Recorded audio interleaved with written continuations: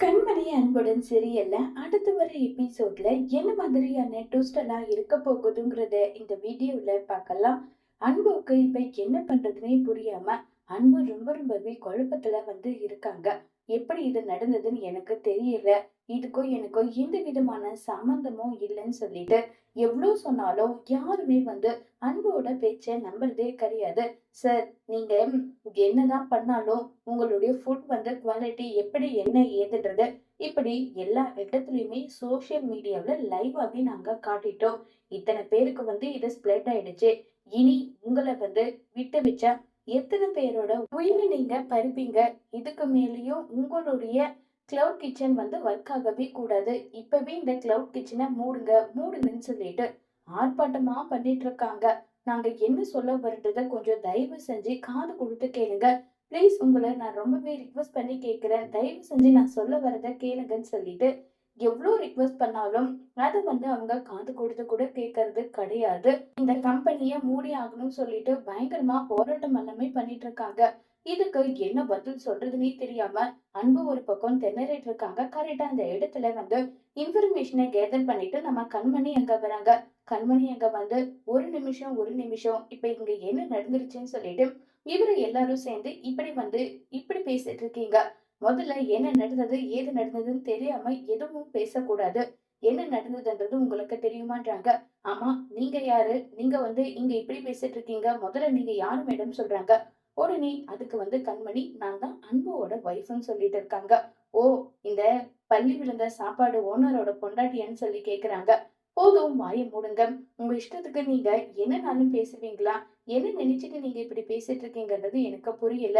இந்த அளவுக்கு NEET and கிளீனா அவரு எந்த அளவுக்கு கிளவுட் கிச்சனை எந்த அளவுக்கு பராமரிப்பாருன்னு எனக்கு தெரியும். உங்களுக்கு அது தெரியலனா நீங்க அதை பத்தி பேசக்கூடாது. மீடியாக்காரங்களோட வேலை என்ன? எது நல்லதோ அதையும், கெட்டது ஏதோ அதையும் தானே போட்டு காட்டணும். ஆனா உங்களுடைய டிஆர்பிக்காகவும் உங்களுடைய பப்ளிசிட்டிக்காகவும் நீங்க இந்த அளவுக்கு கீழ்த்தரமா இறங்குவீங்களான்னு சொல்றாங்க.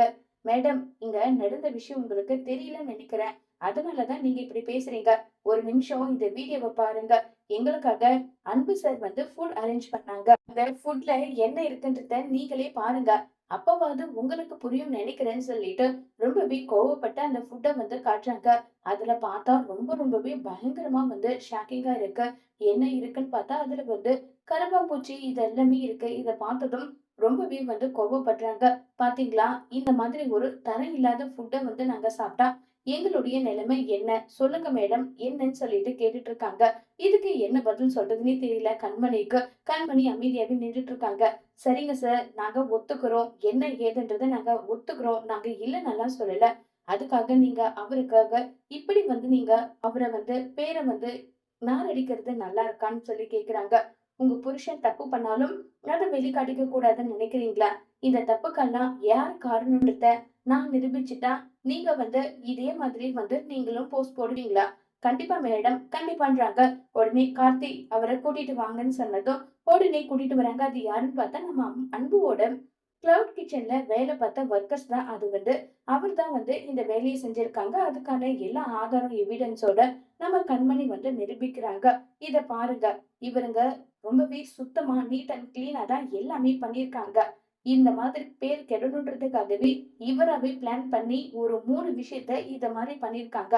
நானும் யோசிச்சேன், பண்ற பிரியாணில எல்லாமே எப்படி பல்லி கரப்பாம்பூச்சி விழுந்திருக்குன்னு. கடைசியில பாத்தீங்களா, இவர்தான் இத பண்ணிருக்காருன்னு சொல்லிட்டு ஆதாரத்தோட காட்டுறாங்க. உடனே அன்புக்கும் ராஜேஸ்வரிக்கும் ரொம்பவே கோவம் வருது. இத்தனை வருஷமா எங்களுடைய கம்பெனிலே வேலையை பார்த்துட்டு இப்படி ஒரு கேவலமான வேலையை நீ செஞ்சிருக்க. உன்னெல்லாம் சும்மாவே விடக்கூடாதுடான்னு சொல்லிட்டு ரொம்பவே கோவப்பட்டு பேசுறாங்க. நான் இது எல்லாமே உங்களை பழி வாங்கறதுக்காக தான் பண்ணேன். நான் ஒரே ஒரு சின்னதா ஒரு தூசை இருந்ததுன்னு சொல்லிட்டு அந்த தூசை எடுக்கலன்னு சொல்லி என்னை வேலை விட்டு அன்பு சார் நிறுத்திட்டாரு. இப்படிப்பட்டவரை பழி வாங்கியே ஆகணும்னு சொல்லிட்டுதான் திரும்ப அவர் கால்ல கையில விழுந்து கெஞ்சி கேட்டு இந்த கிளவுட் கிச்சனே இருக்கக்கூடாதுன்றதுக்காக தான் நான் இத பண்ணேன்னு சொல்லி ரொம்பவே ஓப்பனாவே பேசுறாங்க. இது எல்லாமே வெண்ணிலாவுடைய ஏற்பாடுதான். ஒருவேளை நீயே மாட்டிக்கிறதா இருந்தாலும் நீ காரணம் இததான் சொல்லணும், புரியுதான்னு சொல்லிட்டு மிரட்டிதான் வெண்ணிலா கூட்டிட்டு வந்திருப்பாங்க. அதே மாதிரி வெண்ணிலா அனுப்புனவங்களும் அதே விஷயத்த சொல்றாங்க. இதை கேட்டதும் ரொம்பவே பயங்கரமா கோவப்படுறாங்க அன்பு வந்து. இப்ப உங்களுக்கு எல்லாமே கிளாரிபிகேஷன் ஆயிடுச்சா? தெரிஞ்சோ தெரியாமலோ யார் மேலயும் இப்படி ஒரு பழி போடக்கூடாது. முதல்ல அவங்க இந்த விஷயத்த செஞ்சிருப்பாங்களா? செஞ்சிருக்க மாட்டாங்களா? இத பத்தி எல்லாம் முதல்ல நீங்க யோசிக்கணும். அதுக்கப்புறம் தான் எதுவா இருந்தாலும் பேசணும். முதல்ல அத நீங்க புரிஞ்சுக்கோங்கன்னு சொல்லிட்டு கோவமா கண்மணி வந்து பேச, உடனே எல்லாரும் அன்பு கிட்ட மன்னிப்பு கேக்குறாங்க. அன்புவும் வந்து ரொம்பவே தேங்க்ஸ். இங்க நடந்த இன்சிடென்ட்ட நீங்க வந்து சோசியல் மீடியாவுல போடுங்கன்னு சொல்லிட்டு அன்பு வந்து சொல்றாங்க. கண்டிப்பா சார். நாங்க பண்ண தப்புக்கு நாங்களே வந்து பிராயச்சித்தம் பண்ணிக்கிறோம். நாங்களே உங்களுக்கு அப்பாலஜிஸும் கேட்கிறோம். நாங்க இந்த வீடியோவ போஸ்ட் பண்றோம்னு சொல்லிட்டு வீடியோவ போஸ்ட் பண்றாங்க. வெண்ணிலா ஒரு பக்கம் மொபைல வச்சுட்டு ரொம்பவே சந்தோஷமா உட்கார்ந்துட்டு இருக்காங்க. அன்பு, எனக்கும் ரொம்பவே கஷ்டமா தான் இருக்கு அன்பு. என்ன பண்றது? உன்னை வந்து அடையணுன்றதுக்காக கொஞ்சம் கொஞ்சமா இப்படி ஒரு விஷயத்த பண்றேன். நீ இப்ப அசிங்கப்படுறத பார்த்து நானு சந்தோஷப்பட போறேன். அவ்ளோ ஹாப்பியா இருக்க போறேன்னு சொல்லிட்டு வீடியோவ ஓபன் பண்ணா அதுல நம்ம கண்மணி பேசுற வீடியோ தான் வருது. அன்புக்காக துணையா நம்ம கண்மணி பேசுற வீடியோவ பார்த்த வெண்ணிலாவுக்கு இது ரொம்பவே ஷாக்கிங்கா இருக்கு. பயங்கரமா வருத்தப்பட்டுட்டு இருக்காங்க. என்ன இது? இந்த கண்மணி ஆட்டத்தவே கழிச்சிட்டா போலயே! நான் எப்படியாவது என் கண்ட்ரோலுக்கு அன்புவ கொண்டு வரணுன்றதுக்காக தான் இப்படியெல்லாம் பண்ணேன். அன்புவோட ஒட்டுமொத்த பிசினஸையும் நாசம் பண்ணிட்டு, அதுக்கப்புறமா நம்ம பணம் குடுத்து அன்புக்கு உதவி பண்ற மாரி பண்ணி, அவருடைய மனசுல இடம் பிடிக்கணும். இந்த மாதிரி எல்லாம் நான் நினைச்சா, இவ எல்லாத்தையும் குழப்பிட்டாளேன்னு சொல்லிட்டு கண்மணி மேல ரொம்பவே கோபத்துல வந்து இருக்காங்க வெளியில வந்து. இல்ல இதை இப்படியே விடக்கூடாது. நம்ம போகணும். போயிட்டு என்ன பண்றாங்கன்னு பார்க்கலாம்னு சொல்லிட்டு இப்ப கண்மணிய மீட் பண்றதுக்காக போறாங்க. அங்க போனா இன்னும் பயங்கரமா ஷாக் ஆகுது. அங்க எல்லாருமே கண்மணி, அன்பு 2 பேரையுமே வந்து ப்ரௌடா பேசிட்டு இருக்காங்க. ஆனா கண்மணிக்கு இதுல விருப்பம் இல்ல. கார்த்திக் தான் முன்னாடியே ஃபோன் பண்ணி வர வச்சிருப்பாங்க. அதுக்காக தான் நம்ம கண்மணி அங்க நின்னுட்டு இருக்காங்க. பிரஸ் மீட் எல்லாரும் போனதும், கார்த்திக் நீங்க வர சொன்னீங்க. உண்மை நிரூபிக்க சொன்னீங்க. நான் நிரூபிச்சுட்டேன். சரி நான் கிளம்புறேன்னு சொல்லிட்டு அங்க இருந்து கிளம்பி போறாங்க. இப்போ உடனே கார்த்திக் வந்து சொல்லிட்டு இருக்காங்க. பாத்தில்ல, இதுதான் அண்ணியோட பெருந்தன்மை. முதல்ல அண்ணிய பத்தி புரிஞ்சுக்கோ. அண்ணி சுயமரியாதையோட ஒழுக்கத்தோட வாழணும்னு அவங்க ஆசைப்பட்டதுல என்ன தப்பு இருக்குன்றது எனக்கு புரியலன்னு சொல்லி ரொம்பவே வருத்தப்பட்டு பேசிட்டு இருக்காங்க. இத கேட்டதுமே அன்புவுக்கு மனசு ரொம்பவே வருத்தப்படுது. உடனே வெண்ணிலா, ஐயோ அன்போட மனசு மாறுதே. இந்த கார்த்திக் கொஞ்சம் கூட பொறுமையே இல்லாம அன்போட மனச மாத்துறதுக்கு என்னெல்லாம் முயற்சி பண்ணணுமோ அது எல்லாம் முயற்சி வேற பண்ணிட்டு இருக்கான். இப்ப என்ன பண்றதுன்னு சொல்லி வெண்ணிலா, பாட்டி பாட்டி என்னாச்சு பாட்டி? சோசியல் மீடியால எல்லாம் ஏதேதோ நடந்ததே, என்னாச்சுன்னு சொல்லி கேட்டுட்டு இருக்காங்க. கொஞ்சம் விட்டு இருந்தா கண்டிப்பா அன்புவ அரெஸ்ட் பண்ணியே கூட்டிட்டு போயிருப்பாங்க. அதுக்குள்ளவே வந்து இந்த கண்மணி தான் எல்லா உண்மையுமே கண்டுபிடிச்சா. என்ன பாட்டி, கண்மணி பத்தி நீங்க இப்படி பேசிட்டு இருக்கீங்க? கண்மணி ஒருவேளை ஆள செட் பண்ணி கூட அவ நல்ல பேர் எடுக்கணும், திரும்ப இந்த வீட்டுக்கு வரணுன்றதுக்காக கூட இப்படி ஒரு வேலைய அவ செஞ்சிருக்கலாம் இல்ல? அந்த பணத்த குடுத்து அனுப்புனது இவளா கூட இருக்கலாம் இல்ல? நானும் எல்லா நியூஸையும் பார்த்துட்டு தான் வந்தேன்.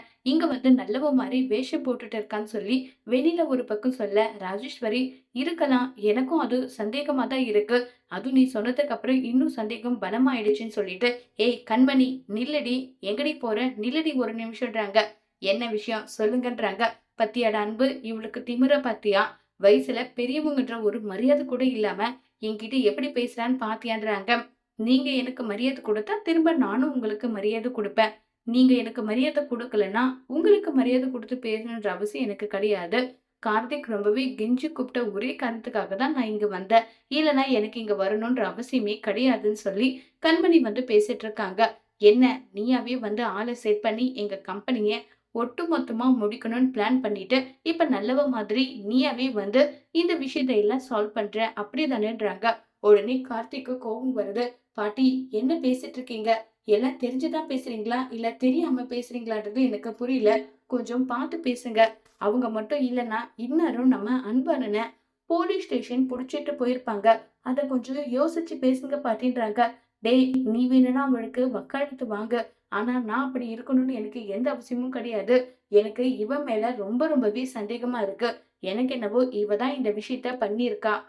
அத நான் உறுதியா சொல்லுவேன். எல்லாத்துக்கும் இவ தான் காரணம்னு சொல்லி ரொம்பவே கோவப்பட்டு வந்து பேசுறாங்க. பாட்டி கொஞ்சம் பார்த்து பேசுங்க.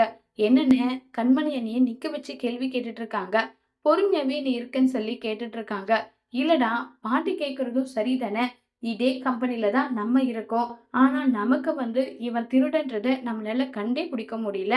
ஆனா எப்படி கண்மணி மட்டும் எப்படி கண்டுபிடிச்சா? அது எனக்கு ரொம்பவே ஷாக்கிங்கா தான் இருக்குனதும், உடனே மேனேஜர் "சார், கண்மணி மேடம் இந்த பிரச்சனையெல்லாம் போயிட்டு இருக்கும்போதே எனக்கு கால் பண்ணி, இந்த மாதிரி ஒருத்தர் வேலைய விட்டு போயிட்டு திரும்ப வந்திருக்காங்கல்ல.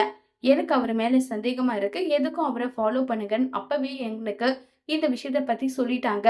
அதனால தான் அவன் எங்க போறான், எங்க வரான்னு சொல்லிட்டு எல்லா இடத்துலயுமே நான் சிசிடிவி ஃபுட்டேஜ் வச்சேன். அது மூலியமா தான் உண்மைய கண்டுபிடிச்சு கண்மணி மேடம் இந்த விஷயத்த பண்ணியிருக்காங்க. இவ்ளோ உங்க மேல அக்கறை இருக்க மேடமே எப்படி சார் இத பண்ணுவாங்கன்னு சொல்லி அன்போட மேனேஜர் சொன்னதும், "பாத்தில்ல, பாத்தியாண்ணா, அண்ணி எந்த அளவுக்கு உன்னுடைய பிசினஸ்ல எந்த அளவுக்கு மும்முரமா இருக்காங்கன்றத இப்பவாது தயவு செஞ்சு கொஞ்சம் புரிஞ்சுக்கோன்னு" சொல்லி கார்த்திக் சொல்றாங்க. உடனே கண்மணி, "கார்த்திக், நான் கிளம்புறேன். என் மேல பழி போடுறவங்க எத்தனை பேர் எப்படி போட்டாலும் எனக்கு அத பத்தி கவலை கிடையாது. நான் கடவுள நம்புறேன். கடவுள் என்னை எப்பவும் கைவிட மாட்டாங்க. இந்த எல்லா விஷயத்துக்காக, எனக்காக, என் குடும்பத்துக்காக, என் குடும்பம் நடு ரோட்ல நிக்கும்போது, உன்னுடைய அண்ணா எங்களுக்கு உதவி பண்ணாங்க. அந்த நன்றி கடன் ஒரே ஒரு காரணத்துக்காக, உங்களுடைய பிசினஸ, உங்களுடைய கம்பெனிய நான் காப்பாத்தணும்னு நினைச்சேன். நான் காப்பாத்திட்டேன். நான் கிளம்புறேன்னு" சொல்லிட்டு அங்கிருந்து போறாங்க. இப்ப அன்புக்கு ரொம்பவே குற்ற உணர்ச்சியா இருக்கு. அன்பு கண்மணி மேல அவ்வளோ உயிரா இருந்தனா, அவள நானே நம்பலையேன்னு சொல்லி அன்பு ஒரு பக்கம் ரொம்பவே ஃபீல் பண்ணிட்டு இருக்காங்க. உடனே கார்த்திக் அன்பு கிட்ட, "என்ன பாட்டி அப்படி பேசுறாங்கன்னா, கண்மணி அண்ணிய அவங்களுக்கு கொஞ்சம் கூட பிடிக்காது. அந்த ஒரு காரணத்துக்காக பாட்டி கண்மணி அண்ணிய சந்தேகப்பட்டாங்க. ஆனா நீங்க கண்மணி அண்ணி மேல உயிரா தானே இருந்தீங்க. அவ்ளோ உயிரா இருந்த நீங்க இப்படி ஒரு விஷயத்த பண்ணலாமா? கண்மணி அண்ணிய நீங்க இப்படி சந்தேகப்படலாமா? சொல்லுங்கன்னு" சொல்லிட்டு ரொம்பவே கோவப்படுறாங்க. "இனிமே உன் மூஞ்சிலே முழிக்க மாட்டேன். அண்ணன்ற ஒரு பாசம் இருந்தது. இப்ப எனக்கு சந்தேகமா இருக்கு. நீ என் அண்ணனா இருக்க வாய்ப்பே இல்ல. நீ எல்லாம் என் அண்ணனான்னு" சொல்லி கார்த்திக் ஒரு பக்கம் கோவப்பட, இப்ப வெண்ணிலாவுக்கு ரொம்பவே காண்டா இருக்காங்க. இந்த கண்மணி நம்ம போட்ட பிளான் ஒட்டு மொத்தத்தையும் சொதப்பிட்டா. இவள உயிரோட விட்டா அன்புவ நெருங்க கூட விட மாட்டா. இவள முதல்ல போட்டு தள்ளணும். அதுக்கப்புறம் தான் என்னால என் அன்பு கூட சேர்ந்து சந்தோஷமா வாழ முடியும். முதல்ல இவ கதைய முடிக்கலன்னு சொல்லி திரும்பவும் வெண்ணிலா கண்மணியோட வாழ்க்கையில பிரச்சனையை கொண்டு வரணும். கண்மணியை ஒட்டுமொத்தமா இந்த உலகத்தை விட்டு அனுப்பி ஆகணும்னு சொல்லிட்டு பிளான் போட்டுட்டு இருக்காங்க. இந்த விஷயம் அன்புக்கு தெரிஞ்சு கண்மணியோட உயிரை காப்பாத்துவாங்களா? இல்ல அன்பு போய் கண்மணி கிட்ட மன்னிப்பு கேட்டா கண்மணி அன்புவ மன்னிச்சு ஏத்துப்பாங்களா? அப்படி 2 பேரும் சேர்ந்து சந்தோஷமா வாழ்ந்த வெண்ணிலாவோட ஒட்டுமொத்த சதியையும் முறியடிச்சு வெண்ணிலாவை ஜெயிலுக்கு அனுப்புவாங்களா? கண்மணி அன்பு சேர்ந்து சந்தோஷமா வாழுவாங்களா இல்லையங்கிறத வரப்போற எபிசோட்ல வெயிட் பண்ணி பார்க்கலாம். தேங்க்யூ.